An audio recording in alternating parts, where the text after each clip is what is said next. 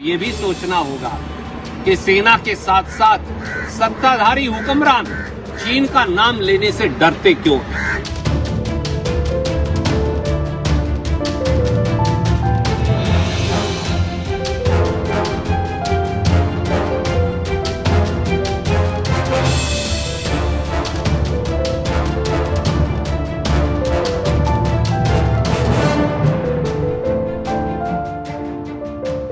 आज ये भी हर देशवासी को सोचना है, देश के हर कोने में सोचना है कि आजादी के मायने क्या हैं। क्या देश के अंदर हमारी सरकार और हमारी व्यवस्था प्रजातंत्र में विश्वास रखती है, जनमत और बहुमत में विश्वास रखती है।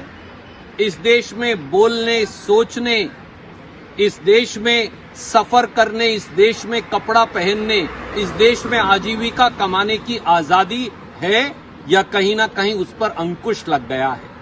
जब हम आत्मनिर्भर भारत की बात करते हैं, जिसकी स्थापना पंडित जवाहरलाल नेहरू, सरदार वल्लभ भाई पटेल और हमारे स्वतंत्रता सेनानियों ने रखी थी, तो ये भी पूछना पड़ेगा कि जो सरकार 32 देश की पब्लिक सेक्टर अंडरटेकिंग्स को बेच दे, जो सरकार रेलवे से लेकर एयरपोर्ट तक को निजी हाथों में सौंप दे, जो सरकार LIC से FCI तक हर चीज के ऊपर अतिक्रमण और आक्रमण बोल दे, क्या वो इस देश की आजादी को सुरक्षित रख पाएंगे? इस देश की आजादी को सुरक्षित रखना सरकार और नागरिक हर एक का कर्तव्य है। और आज संकल्प लेने का दिन है कि हर वो व्यक्ति, समूह और सरकारें जो उस आजादी पर, उस स्वतंत्रता पर कहीं ना कहीं अतिक्रमण कर रही हैं, उनके खिलाफ एक निर्णायक संघर्ष का बिगुल भी मिलकर बजाना है।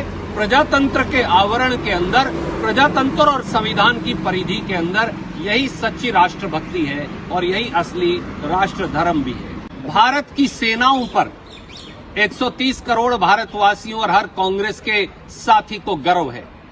ये हमारी सेनाएं हैं जिन्होंने बहादुरी से दिन प्रतिदिन हमारी सीमाओं की रक्षा की और हर बार जब दुश्मन का आक्रमण हुआ तो हर बार उसको करारा जवाब दिया।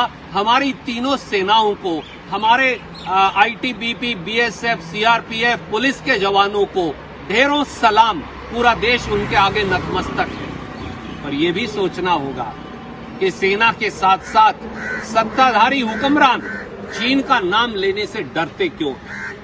आज जब चीन हमारी भारत की सरजमी पर अतिक्रमण किए हुए है, वो दुस्साहस करता है, तो चीन को पीछे धकेलना कैसे है, भारत माँ की रक्षा कैसे करनी है। आजादी के इस दिवस पर, इस पर्व पर हर भारतवासी को ये भी सोचना होगा और सरकार